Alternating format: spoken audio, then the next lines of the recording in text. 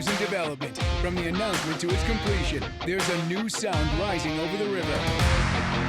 A pairing of Richmond's most precious views and its taste for live music. Welcome to Richmond's newest stage, the Allianz Amphitheater. You're watching Riverfront Rhythms, a new beat on the James, with the impact on downtown development, a preview of performances, interviews with acts, inside tips to make the most of your visit, and the tricks to save time and money. Here are your hosts, Deanna Albritton and Eric Phillips. The construction crews are putting on those finishing touches. The cones and barrels, they're almost gone. It's time to find a new beat on the James. Welcome to the Allianz Amphitheater. Thanks for joining us. I'm Deanna Albritton. Come to think about it now, what was wrong with the old beat again? Sometimes it's just good to find a new one, Eric. Do something new. Yeah. Okay. I'm Eric Phillips. We're doing something new here on the James. With the Allianz Amphitheater, soon 7,500 people will be pouring into this venue. It's something that has the whole city excited, and really the whole region. Yes, because this is a transformative addition to this city. The old Coliseum is a mile and a half away. It's been closed for years, and this development and this place, it really brings back two treasured parts of the city together. The James River, of course, but also our live music scene. Allianz kicks things off with a variety of genres appealing to all audiences, starting with rock legend Rick Springfield.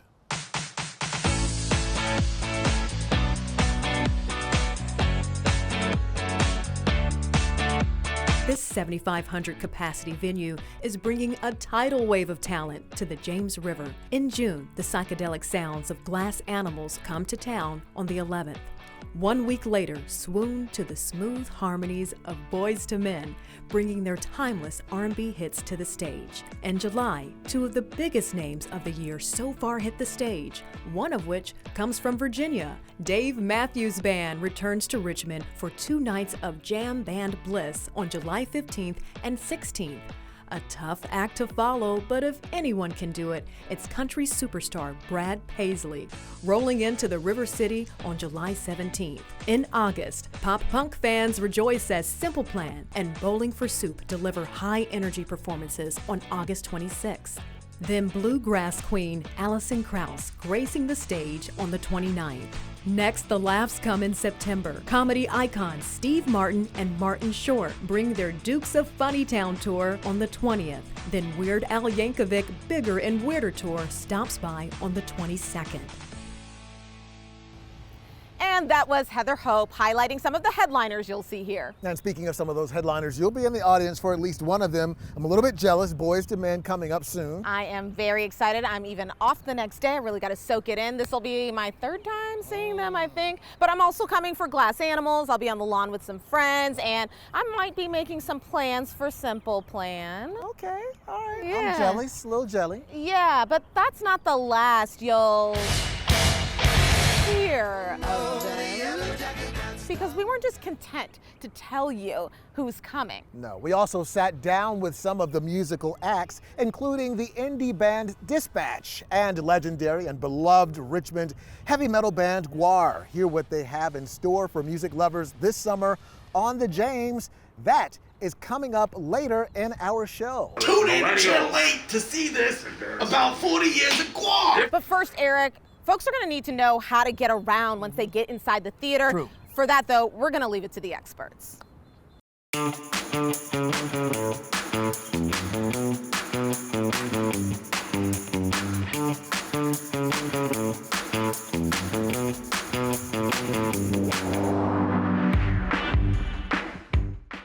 Yeah, when people walk in from 5th Street, they'll come in right around here. They'll go through screening. Can you buy tickets here at the box office? On show days, you can. Allianz Amphitheater's general manager Rebecca Street says your ticket isn't just entry.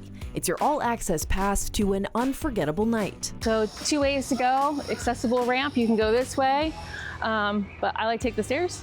Into City Plaza, where the merch shop is located, plus, And as you can see, they're working on the final touches for the bars. We have 2 Richmond breweries are going to be part of our craft beer selection. So it'll be Star Hill and Hardywood. And then is food also going to be sold at the bars? So we'll actually have food trucks coming in from Richmond. So they'll park down on the plaza. We'll have one at the top and then one on the other plaza. To get to that other plaza, you have to walk through the center of the venue, which can hold up to 7,500 people total. So what we're walking behind now, this is our 200 section. So if you're buying tickets online, the 200 level, that's them. They're fixed. They have armrests, they have cup holders, like they're really comfortable. So we tried them out ourselves. And then imagine your favorite artist is just right up there. Yeah, I mean, look at the view from right here. But you can get even closer. This is our pit. The people will come in and we'll stand here like you and I are, and we'll be able to walk right up to about right here. For people looking to be a bit further back, there's an open lawn behind it with more bars. So right here between this bar and this bar, that's where a food truck will go. It will come in off of the road there, and we'll have a food truck there. The intention in everything that we do is just a better experience for a concert goer. Concert goers can walk between City Plaza, the lawn, and River Plaza. Another bar there, another bar here. So we have 3 down here. We'll also have a food truck that will be in this space. So another option for people to come down. Now there's no entrance over here. I know you see a gate, that's for deliveries. And last but not least, bathrooms. There's over 100 stalls just in the women's alone. So it's this all the way down? All the way down, all the way down there, down and down. I mean, our goal with anything here is to design it in a way that people are spending more time watching the show and enjoying it with their friends than standing in line or, you know, anything else like that. Well, Sarah Molina certainly got the VIP treatment there with the sneak peek. Look at her go. I know, and that detail about the bathrooms, you'd love some gender equity there. It's good for us to have more stalls, then you won't see that long line of women that's always at the concert grounds waiting for the bathroom. So we don't need bigger, better bathrooms? You guys have urinals, it's fine. I think that You're I'm gonna be advocating fine. for BBB, bigger, better bathrooms for men. Absolutely. Bigger, better boys' bathrooms. That's right. Anyway, you might be wondering what it's going to be like on a concert day. Well, the tech crew was too. They needed to do a run-through, as a matter of fact, to make sure everything would run smoothly, and what better way than to highlight local artists. 8 News was there for the amphitheater's soft opening.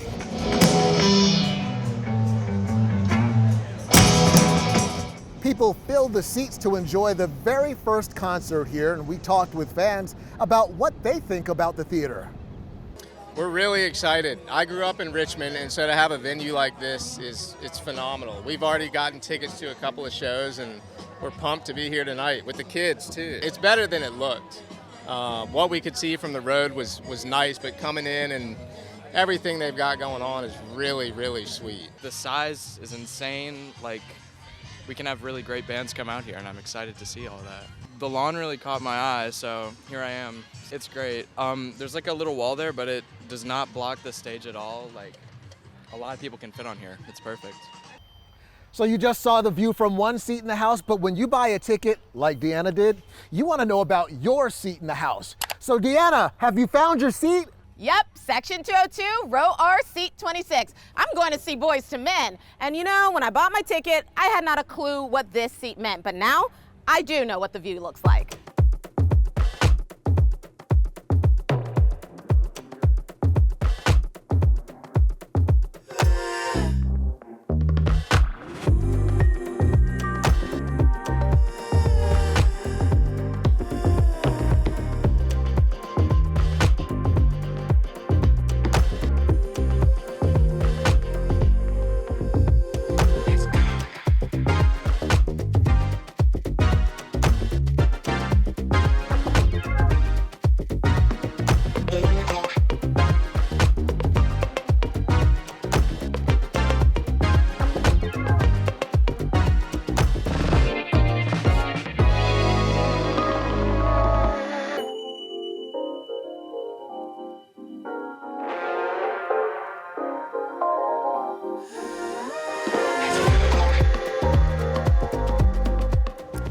This is the lawn. If you're really looking to sprawl out, it is BYOB. That's bring your own blanket or towel. You can also buy one here. But if you were looking to bring your own lawn chair, maybe it's really comfortable, well, don't. Because if you do, the only view you're gonna have is from outside of the gates. Instead, you can rent a chair. They'll have these available for you, and make sure that all of them are the same size so no massive contraption is blocking your view. So a few things. You want to bring your wallet with you, that's fine, but just make sure that you bring it inside with you, because if you leave it in the car and have to go back, you won't be able to get back in without getting a whole new ticket. And you're talking about money. And speaking of money, money, money, money, money. This will do you no good here. That's because this venue is cashless. You have to pay by debit or credit with a card, or you can pay by mobile pay on your phone. Well, Eric, some of us might not want to bring our cards in anyway. We're savers. We're trying not to spend any money, you know? I mean, that's why. And you're chief of the savers, I know. Yes, obviously. And so that's why I have my gallon of water, because you can bring that in as long as it's sealed. I also have my gallon Ziploc bag of snacks, because why when I can save? Right, exactly. So there will be venues here or vendors that you can buy from on scene. Yes, but this is my plan. What is up with the poncho though? Eric, I'm going to Boys to Men, rain or shine, okay? I have to be prepared. I have the gallon of water. I've got the snacks. I have to have the poncho too. Now the team here is going to let you know if there are any delays or cancellations because of the weather, but a little light rain, it's not gonna stop me.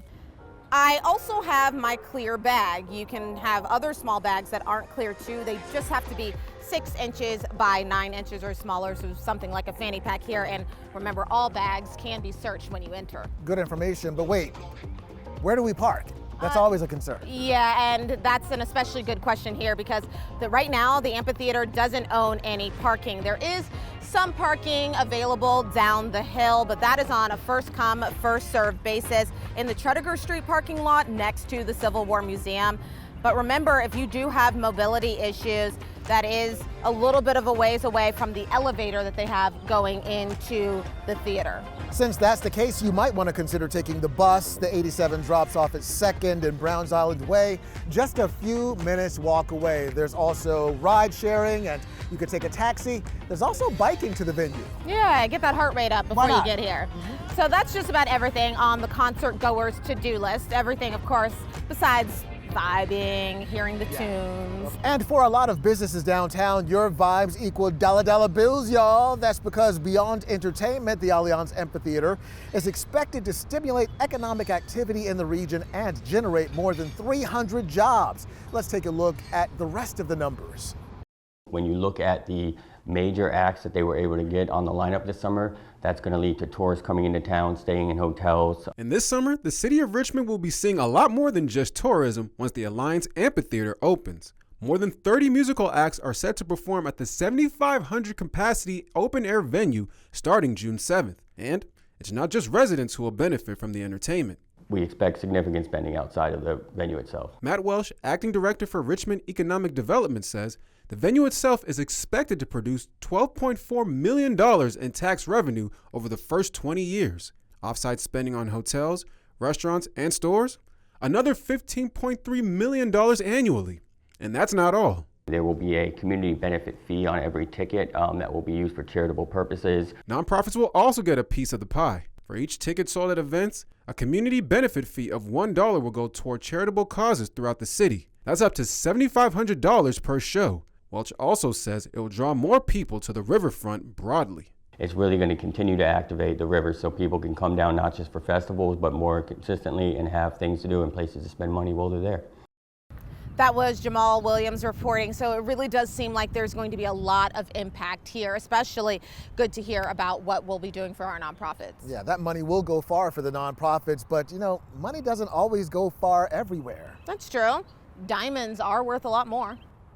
Diamonds, what about diamonds? Diamonds, Browns Island, Oh, you know. okay, yeah, I got it, yeah. Yeah, so Browns Island, lots of changes are coming to it, right? A lot of changes over the next few years. That is going to turn it into the crown jewel along the James. I got you.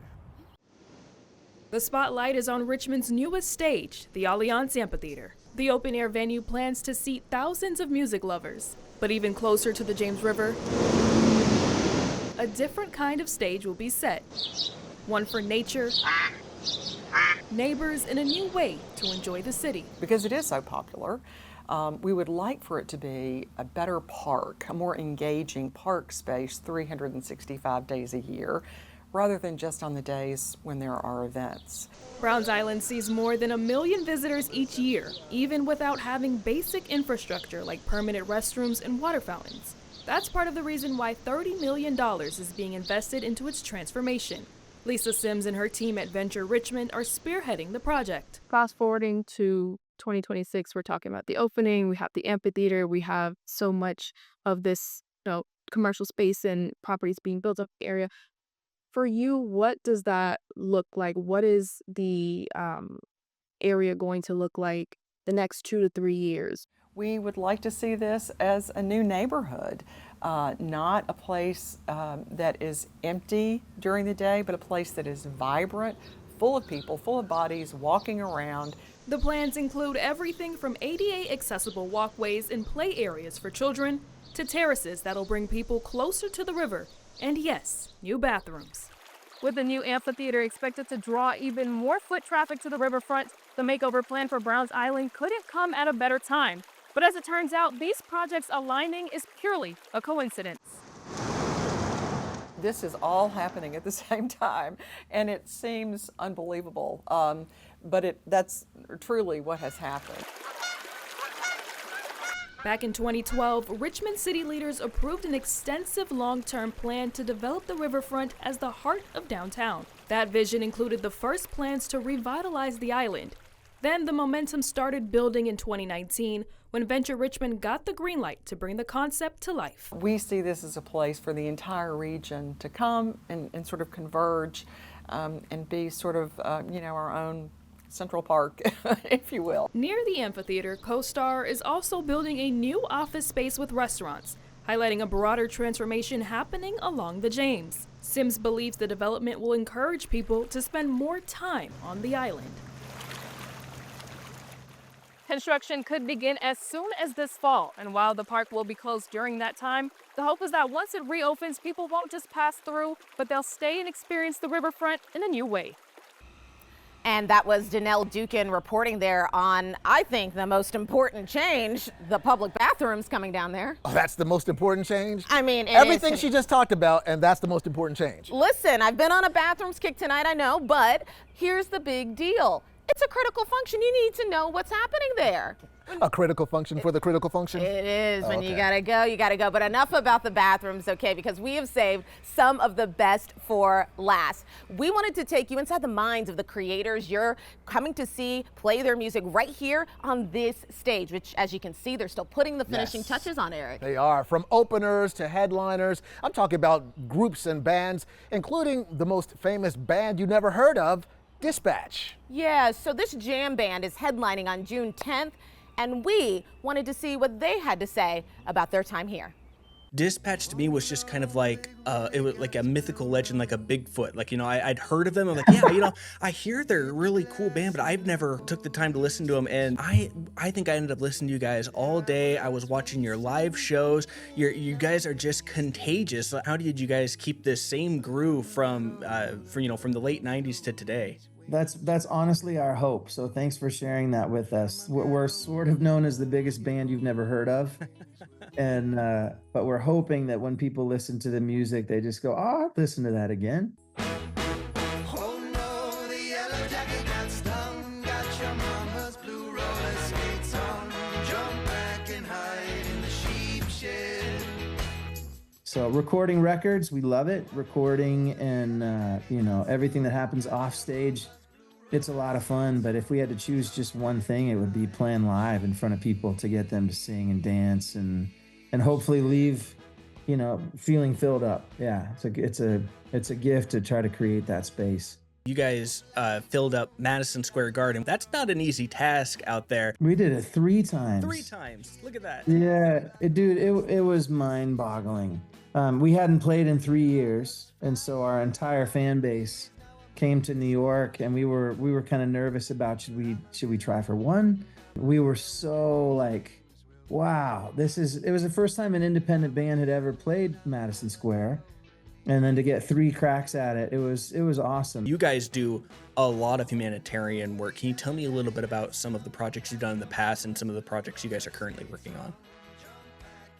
Yeah, I think it just stems from this sense of like, you know, it's a cool opportunity, maybe responsibility is the right word, to try to use a platform like this well. I don't know why Chad and I and our bandmates get to have our voices amplified. I don't know why we get more volume than other people get sometimes.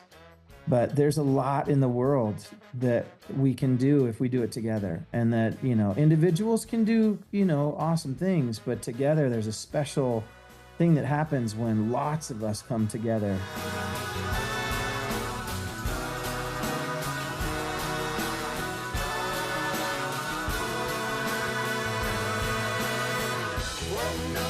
Can you tell me a little bit about your guys' upcoming tour? What can we expect to see in this show?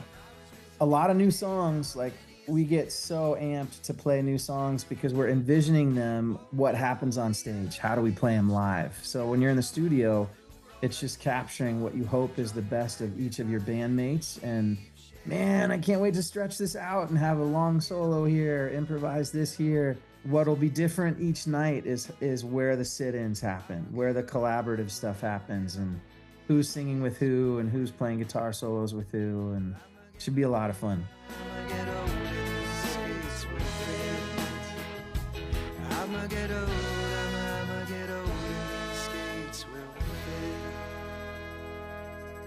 And it was such a treat for our executive producer, Connor Knuckles, to interview the lead singer there. He's a huge fan of that group, so that was just a chef's kiss moment for him. Yeah, such a big fan there. And back in 2024, in October specifically, we asked all of you, our audience, who you wanted to see perform at the amphitheater. For some of you, it is your lucky summer. Hilton from Chester wanted to see Dave Matthews Band and Weird Al. Both of those acts scheduled for July 15th and 16th and September 22nd, respectively. Even our special projects producer, Lindsay West, predicted Guar would be coming. Little did she know she'd sit down and talk to them 7 months later. Lordy, Lordy, look who's 40. It's Another Guar. day. Yeah. Another year. Happy birthday, dear Guar. That's it. Yeah, Guar.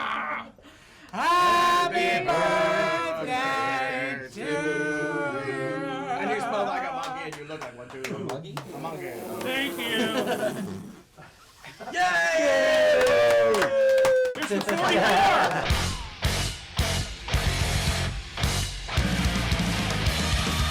What is Guar? Bob? It's a satirical metal band from outer space. That's my version. Lots of things. It's a vast art department that makes all kinds of creations. In the sort of genre and style and just culturally, Guar is a punk band, and that we have developed out of the punk movement. Everything is done in-house. Yeah, we are every aspect of it, which I think does set us apart from every other band out there. We are one of the pivotal shock rock bands that's out there.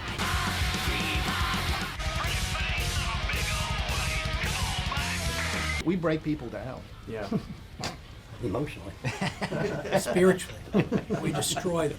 And it feels like a safe space to them, and it feels like their crowd, kind of like comic conventions, horror conventions seem to do too. Make people feel like, oh, these are my weirdos. This is my safe space. And for the most part, our shows, our audience they always take care of each other, and there's never a lot of fighting and stuff. It's a positive thing. I was like doing all this cool stuff. Hey! Oh my God! Do you know it's Guar's 40th anniversary? Wait, that's today? No, it's right now, this minute. Oh, it's happening. I guess you're just 40 years of Guar. Wow! That's right. Can you believe it? You take what you want out of us. If you want to take the social commentary, or you just say, well, you see a bunch of gore up there. You're gonna have to tune into Channel 8 to go find out what's happening, right? Did you say tune like in a tune? No, you gotta go to the TV and turn it on and go to Channel 8 Is that because still you a need thing? to go watch this. I thought it was like streaming was the new thing. No, Channel 8 WOOD. WNBC. Oh, WNBC. Right? We're in the process of bringing back a beloved character, the Guar's pet dinosaur. This.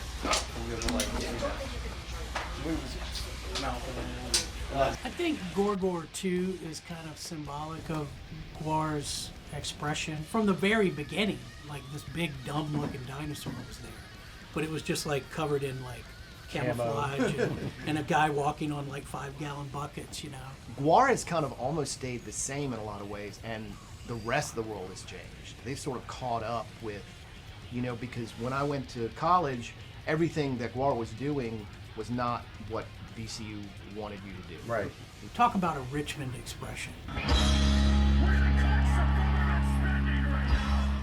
The whole way the band was able to form was because of the realities of this city. I could have a, you know, move into a space like the dairy and the other spaces that Guar occupied, you know, and then also like just the people from the art community, from VCU, the sculpture department, and kids that were coming to VCU from Northern Virginia and all that stuff. I mean, like everybody, so many people that were part of the music scene were a part of Guar. The creative city is always a place where nobody else wants, you know, and the developers follow the artists, which is obviously what's happened. Would you say that the punk scene in Richmond is still thriving? Oh, absolutely. There are a lot of kids doing a lot of cool stuff. Richmond always got the best Guar shows. For Yeah. sure. And they always appreciated it the least. Yeah. Definitely. Richmond is always in for haters, and that's what we love about it. It Yeah. keeps you on your toes. Yeah, for sure. You gotta put it on. It's on Channel 8. Go tune in to Channel 8 to see this about 40 years of Guar. If you say so, I guess so, Saltborg. Bye. All right, well, I'm out of here. All right, see, anyways, like I was saying.